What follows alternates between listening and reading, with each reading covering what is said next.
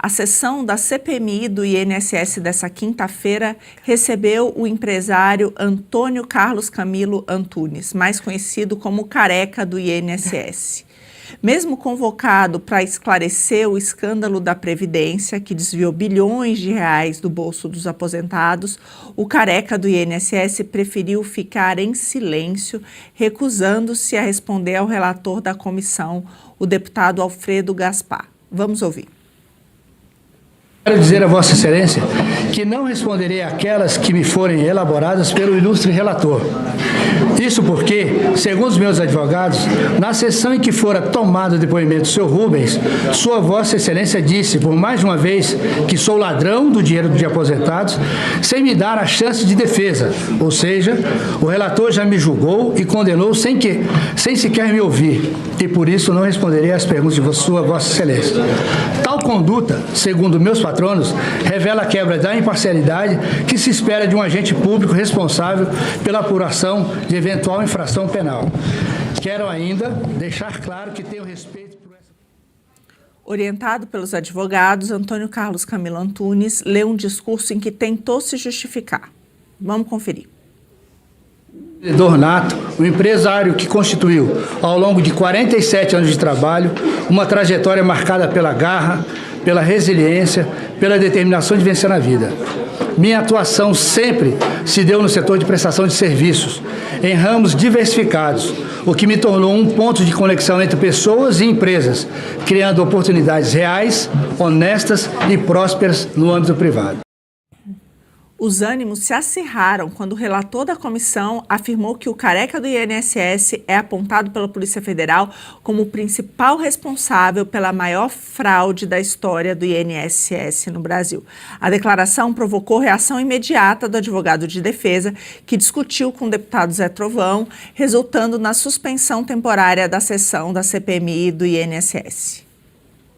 O autor do maior roubo aos aposentados e pensionistas da história do Brasil. Senhor presidente, pela ordem.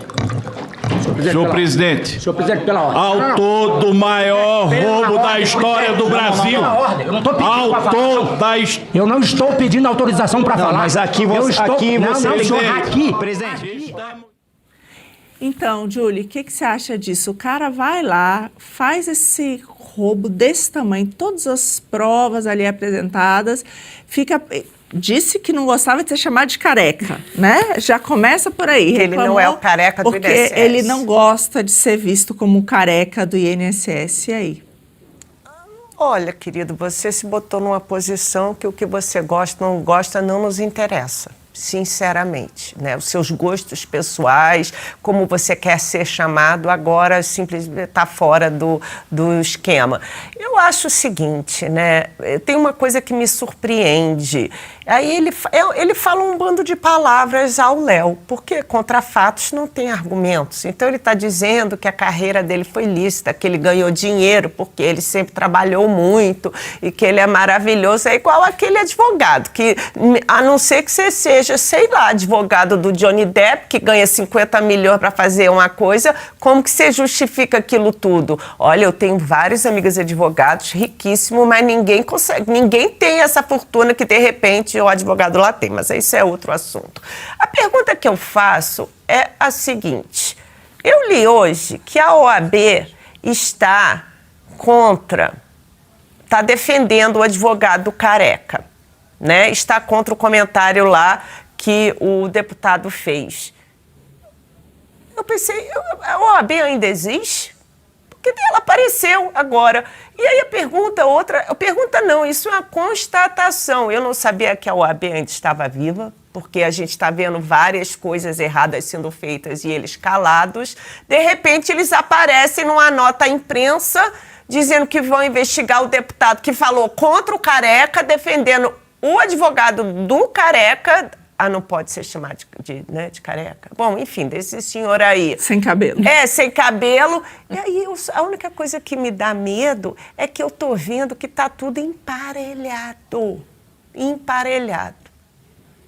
Sem dúvida nenhuma. Mas olha só, o relator da CPMI sugeriu que se o Brasil tivesse pena perpétua ou pena de morte, o careca do INSS seria forte candidato. Vamos assistir esse trechinho aqui. Passei a minha vida toda como promotor, conhecendo o crime de perto. Mas se o Brasil tivesse uma pena perpétua ou uma pena de morte, o senhor seria um sério candidato a ser indicado. O que o senhor fez com milhões de aposentados, o que o senhor levou de desespero, fome, a milhões de pessoas, não tem perdão.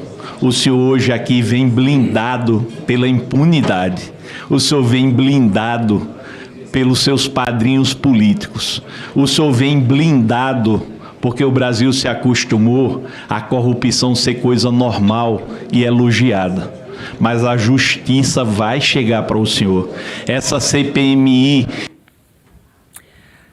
Pois é, uma fala muito pesada aí, né, do relator da CPMI, e ele tem razão, né? Não na pena de morte, porque eu não acredito na pena de morte, mas na prisão perpétua, uma pessoa que roubou 6 bilhões de reais de vulneráveis e aposentados, no mínimo, teria que ficar o resto da vida realmente na cadeia. E não só ele, todos os corruptos que estão blindados, que são blindados pelo STF, que nunca são processados, que nunca têm uma pena, que nunca vão para a cadeia pelos roubos que fazem no nosso bolso, eles também deveriam ter prisão perpétua.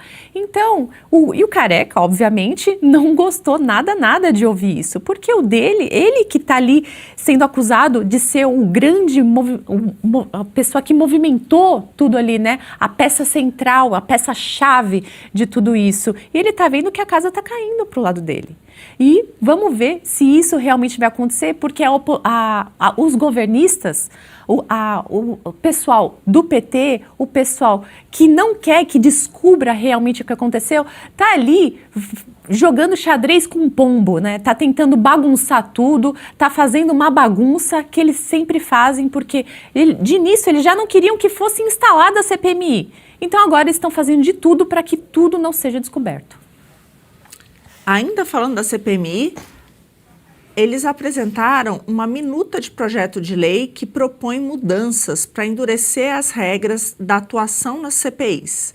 Entre as principais medidas está limitar os habeas corpus individuais. Somente decisões colegiadas do STF poderiam dispensar depoentes de comparecer às CPIs. A proposta também prevê multas para ausência injustificada de convocados de 1 a 10 salários mínimos, podendo aumentar conforme a condição econômica da pessoa convocada. O objetivo declarado é evitar manobras que atrapalham os trabalhos da CPMI, como liminares que suspendem convocações, e garantir que os depoimentos ocorram dentro do prazo previsto, que vai até março de 2026.